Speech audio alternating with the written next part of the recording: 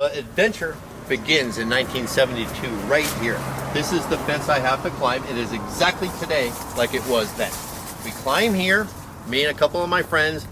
We stop here, we look around, we're not even sure what we're dealing with here yet. Then we see the second fence. There was another chain link like this that we have to climb to get into the back of Stalag 13. The reason we get in here as opposed to the creek is that there's less distance we have to trespass once we're inside. We're pretty much where we want to be. You have to calculate these things when you're a trespasser, because the less you are exposed, the safer you are. Plus, we were really worried about the dogs. These chain link fences all had pictures of German Shepherds saying guard dogs on duty. And it was a big deterrent for us to go ahead with this.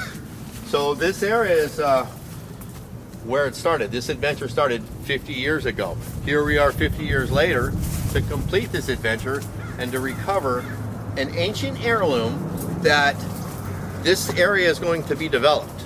So we are just rescuing Hollywood history that was able to disguise itself for the last 50 years as a gardening shed.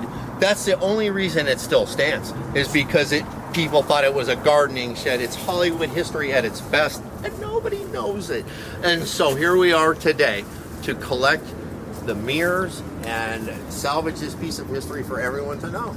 Well, yeah, we even hid behind this thing as we were trying to figure out what our next move is in Desilu. We didn't care about this. We didn't care about this yard. We were trying to get in Stalag 13. Yeah.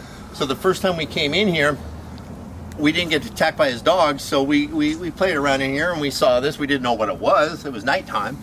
And then other times when we came back here, his dogs chased us and we had to jump this fence real fast because his dogs were chasing us, which is funny, which one of them's buried right here. Probably the one right there. That's the one. Probably, I don't know if it's the one that chased me or not, but that's its grave. And so I didn't know what this was. I did not know what this was until I came here last year writing stories for my website, Phantom of the Back Lots. And I was talking to people on the street that experienced this, that lived here. And boy, was I shocked to find out the things that I found out. But I have to agree that it's probably too decrepit to move, or I would have tried to move it myself. So we're just going to salvage the key components. It's all I can do, which I think's a lot, because not many, this was going to get trashed. This tree didn't exist when this room was built. So this tree lived its whole life. It grew around it, and it's died. It died when Chris's mom died, and that's how old this dressing room is.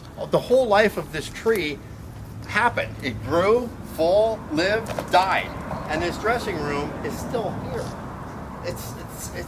It's the most original dressing room today left in Hollywood, and it's still standing. It's still standing. It's just amazing. And you can see how this would flow as a compound. That shed used to be sliding glass doors.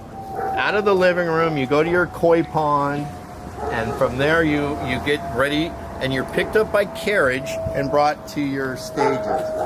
That's the original. We're talking a horse and buggy when this was done. So there were two gates involved here, one to Chris's back door of this house, and another one right about here. I didn't know there was a gate here, or I wouldn't have been climbing this other fence. So he had his own gates to this studio. This house ties to the studio. Gates tell you everything.